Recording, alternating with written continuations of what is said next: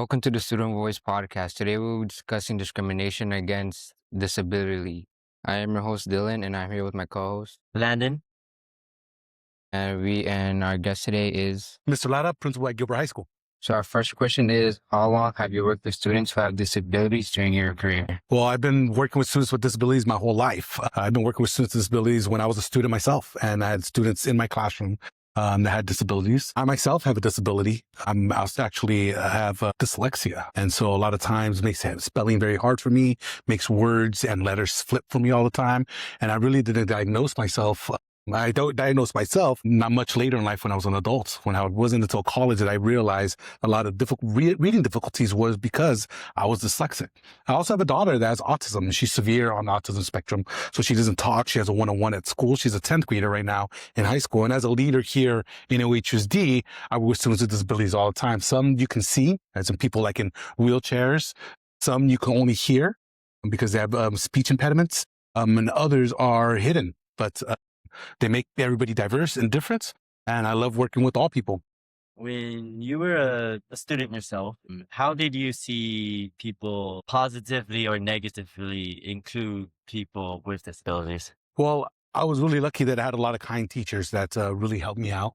And I don't know, have you ever experienced like really kind teachers that help everybody out? Yeah. How about you? Yeah.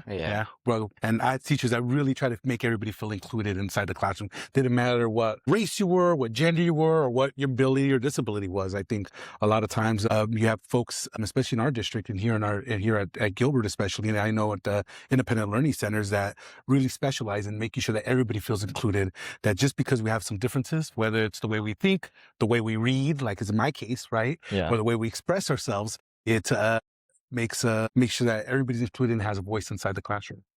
Yeah, and at Magnolia in particular, I don't know about other schools, but they have been very accommodating to my friends. He recently got surgery to walk on prosthetics. Oh, wow. But the school's being accommodating, but the districts is like, we don't know how to deal with this. So it's kind of iffy with that end.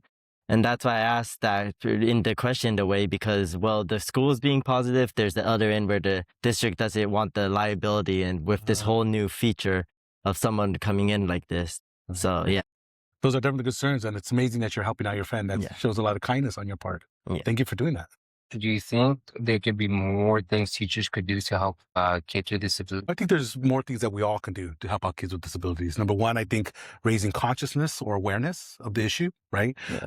People don't know what they don't know. And I don't know everything about anything, so to speak.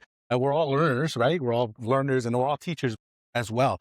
So I think compassion and kindness goes a long ways. I think compliance and knowing what the laws are, as you were mentioning, like, hey, there's some issues here and liability, and those are kind of things that are important as well. So I think as more we do education and the more we learn, and I think things like this, like podcasts and students speaking up for themselves and saying, hey, this is what I need, this is what we should have, and this is what we deserve, right, is important. And from the we talked about the student side, but what do you think teachers could use in terms of needing help to spread awareness or just help the students with disabilities more so that way they can better support them in school and outside of school? Because there are some schools that do help outside of school.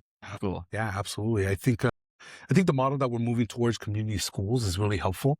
So that means more student voice listening. I think more professional development and support. But more than anything else, I think our teachers need time. Like time to be able to spend one-on-one with students. Yeah. I think that's really helpful. Time to be flexible and be able to plan well, be able to give feedback on the work, be able to support students where they're at based on whatever their needs are and their disabilities or their superpowers. But giving teachers that kind of support and more than anything, time to work with other teachers, right? Because you have your gen ed teachers and your special ed teachers, and depending on what kind of program you're in, they oftentimes have to work together. And so as long as teachers are open to receiving support and we could get the resources and really figure out how to give teachers more time, I think they would really appreciate that. I think the same thing for any student, right? Yeah. Right? Like students need time to be able to do the work and process their stuff. It's more time of how they can adjust. Because if you don't give them enough time, then it's like, I have 30 students and I don't have enough time to deal with this one student. So now I have to know more. Absolutely. And I know a lot of times teachers, they have the corazon, right? They have the heart. They want to help. But with so much going on, it's sometimes difficult for them to do so. So providing structure supports, including like time for them to work together. is helpful. How can schools encourage students to speak up if they feel excluded? I think it's important that we do things like community voice circles. We do classroom projects where students could get credit for speaking up, making sure that students have safe space, but not just safe space, but something that we're kind of shifting that to what we call brave space. So people can feel safe, but not feel like brave enough to speak.